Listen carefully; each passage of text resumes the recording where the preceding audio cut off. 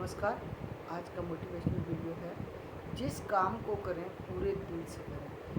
जीवन में दिल से किया हुआ काम बहुत महत्वपूर्ण होता है, क्योंकि जब आप पूरे दिल के साथ अपने काम को करते हैं यानी अपने काम से जुड़े हुए होते हैं, तो उस काम का जो परिणाम होता है वो निश्चित रूप से ज़्यादा अच्छा होता है, ज़्यादा लाभ पहुंचाता है, निश्चित रूप से ज़्यादा लाभ पहुंचाता है।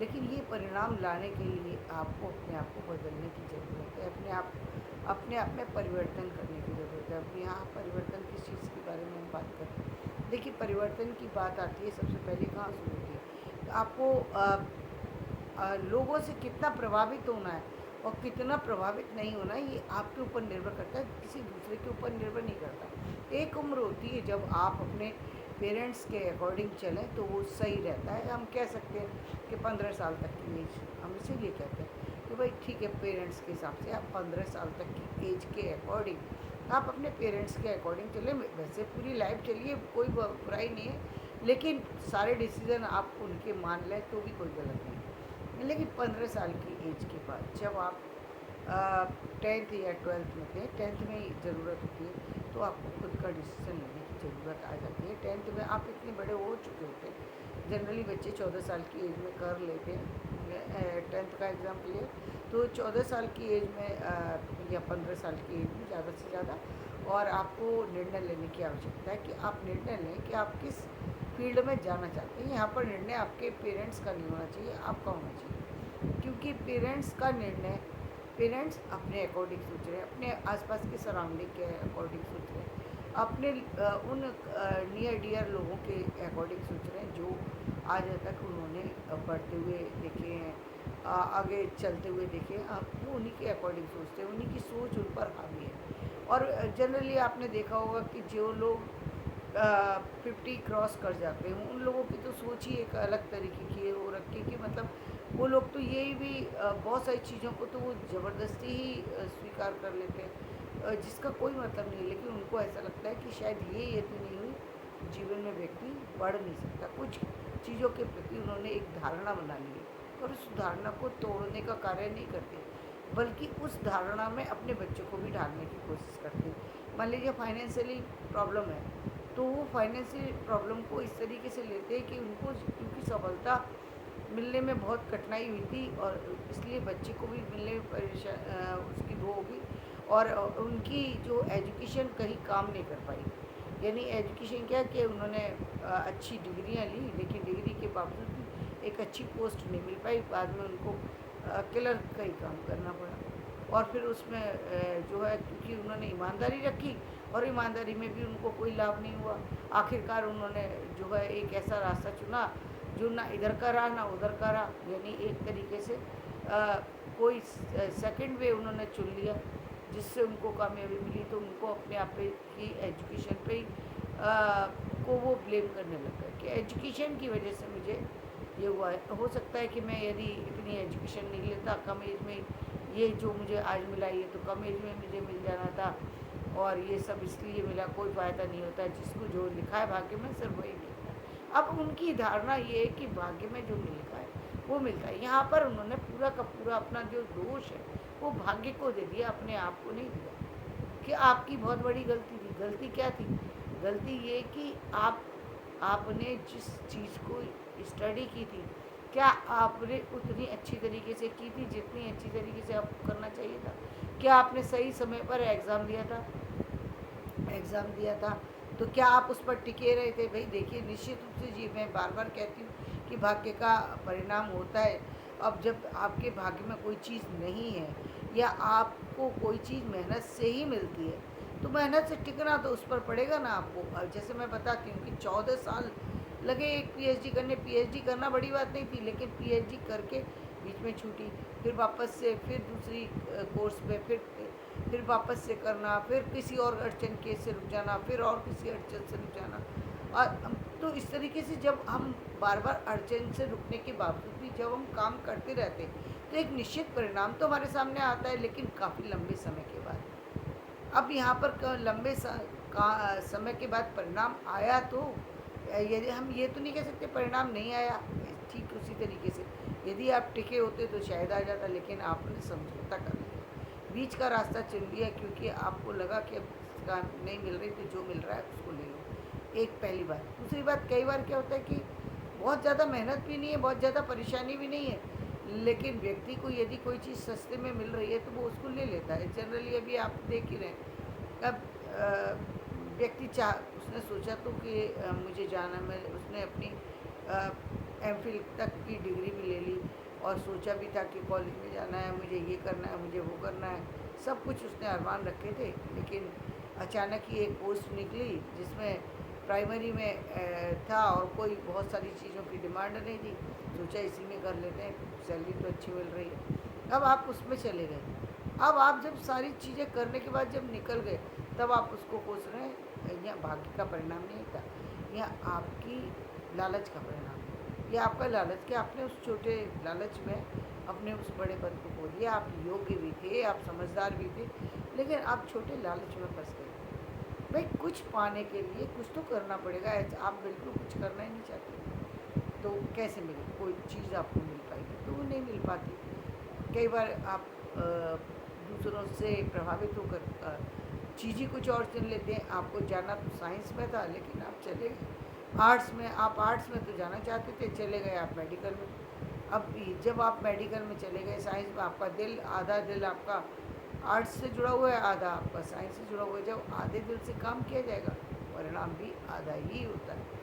परिणाम पूरा कैसे आएगा? नहीं आ सकता। परिणाम पूरा नहीं आता। परिणाम पूरा उन्हीं चीज़ों का आता है जिसमें आप पूरे दिल से लगे होते हैं। अब पूरे दिल से लगने के लिए जहाँ अब जहाँ हम एजुकेशन की बात करते हैं, अब एजुकेशन में पढ़ने की ज़रूरत थी। हर दिन अपने आप को अपडेट करने की ज़रूरत होती है। अपडेट करने के लिए व्यक्ति के पास टाइम ही नहीं है। वो टाइम ही नहीं है। अब जब आपके पास टाइम नहीं है, आपको सफलता मिलेगी कैसे?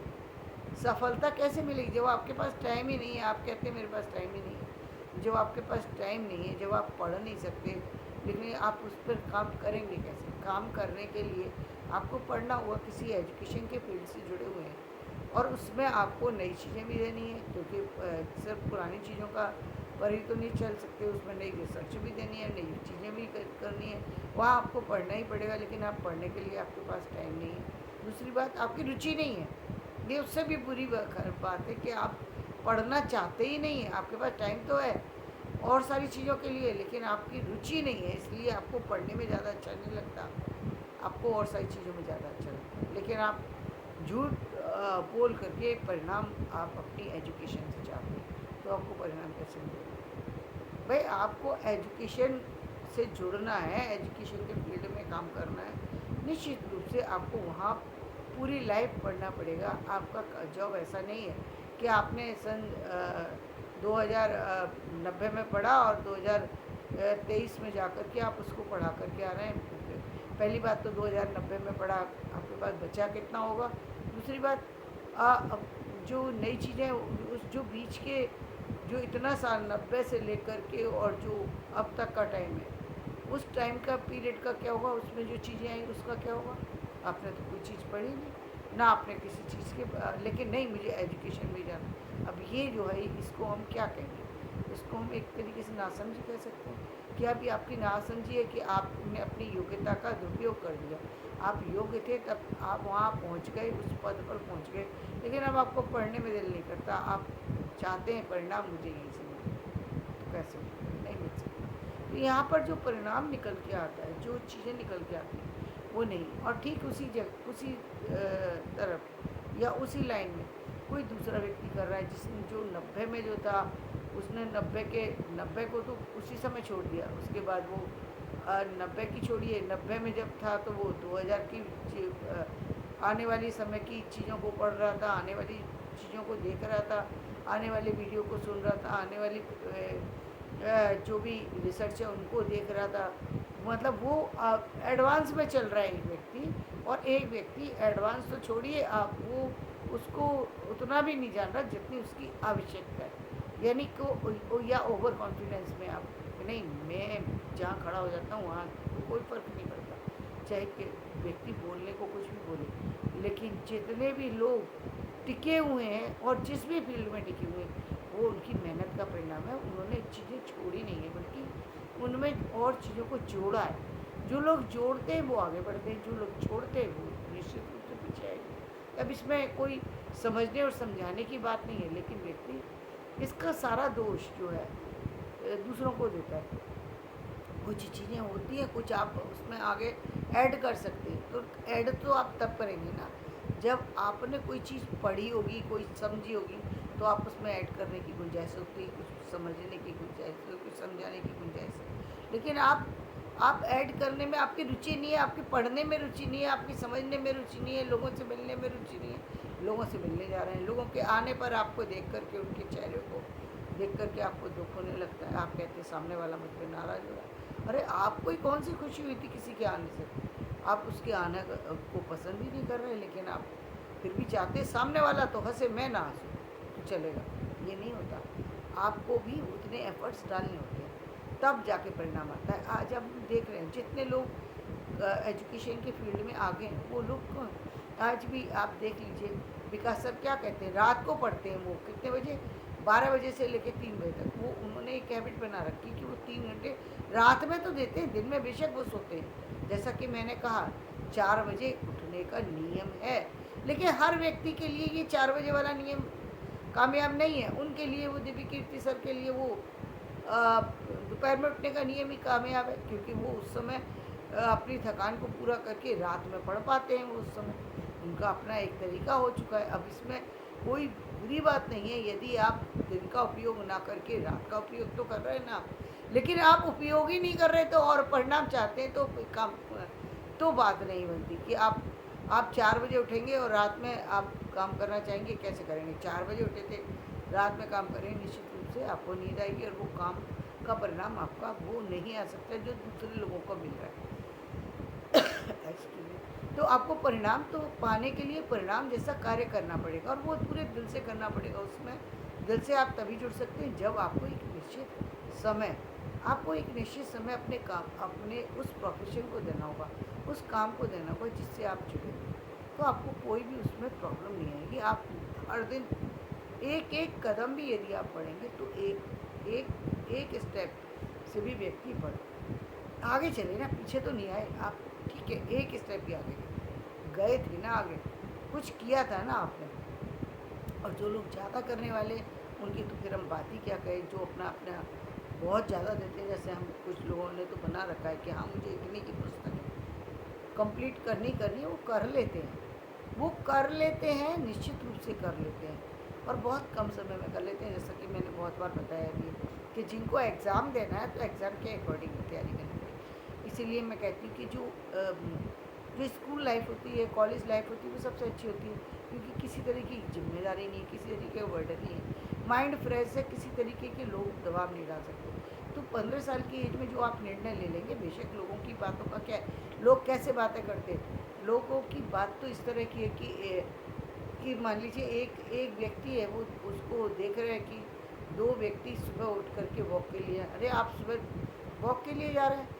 सुबह का समय तो पढ़ने के लिए होता है, आप सुबह वॉक के लिए जा रहे हैं। सामने वाले ने सोचा कि सुबह तो वास्तव में मुझे पढ़ना चाहिए, मैं पढ़ूंगा। अब पढ़ने बैठ गया वो।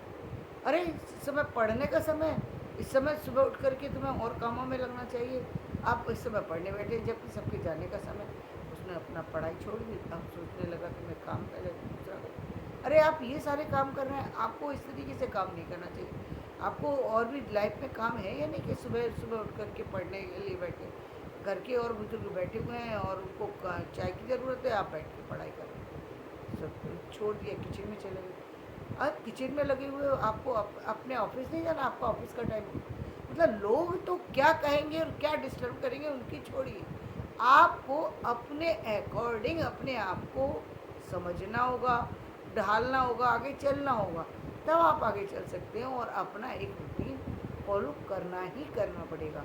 जब तक आप एक रूटीन को फॉलो नहीं करते, तब तक आपको उसका परिणाम अच्छा नहीं मिलता। अच्छे परिणाम के लिए अच्छी मेहनत की भी ज़रूरत होती है। और जो हम ये ठीक है कि कुछ चीज़ें भाग्य से जुड़ी होती हैं, लेकिन जो आपके पार्ट की चीज़ है, जिस पर आपको काम करना है, वो तो आप ही को करना है ना। चाहे पूर्व जन्म का कोई फल हो या इस जन्म का, लेकिन परिणाम तो आपके काम से ही निकलेगा। पूर्व जन्म का है तो भी वो बदल जाएगा, यदि इस जन्म का है तो भी परिणाम निश्चित रूप से बदलेगा और उसको बदलने के लिए मेहनत आपको करनी होगी। और यदि आप अपनी उस फील्ड में करेंगे जो आपको पसंद भी है, तो कामयाबी आपको कहते हैं ना सर कामयाबी सिर के बल चढ़ करके आएगी, पैरों के बल चल करके कामयाबी नहीं मिलेगी। फिर तो कामयाबी ऐसे आएगी कि वो आपकी दास बन जाएगी। कामयाबी आपकी दास बनेगी, आप उसके दास नहीं हैं। वो आपकी दास्ता स्वीकार करेगी, क्योंकि आपकी मेहनत में वो दम है, आपके काम में वो दम है, आपकी जो एफर्ट्स है उसमें इतना जो दिखाई देता है, उसको कोई रोक ही नहीं सकता, रोक ही नहीं सकता। कितना भी कहते हैं ना लोग रोकना चाहें। जब हम इस अभी कल की ही बात बताती हूँ। कल भूकंप आया, मैं अपने काम में लगी थी, मुझे नहीं मालूम कब भूकंप आया और चला गया। क्यों? क्योंकि उसका प्रभाव मुझे इसलिए नहीं पता लगा, और मैं जगी हुई थी, काम कर रही थी, लेकिन मुझे नहीं पता लगा। क्यों नहीं लगा? जब हम बहुत ज़्यादा किसी काम में इन्वॉल्व होते हैं, हमें नहीं पता लगती चीज़ें। जब हमारे पास उस तरफ ध्यान नहीं होता, और हमारा ध्यान, और यदि यही रूम कहीं खुले में होता या हम बाहर होते, तो हमें निश्चित रूप से उन चीज़ों का प्रभाव होता। इसका मतलब बाहर की चीज़ें हमको उसी समय इफेक्ट डालेंगी जब हम खाली हैं, या तो हमने अपने दिमाग को खाली कर रखा है, या हमने अपने आप को व्यवस्थित नहीं कर रखा।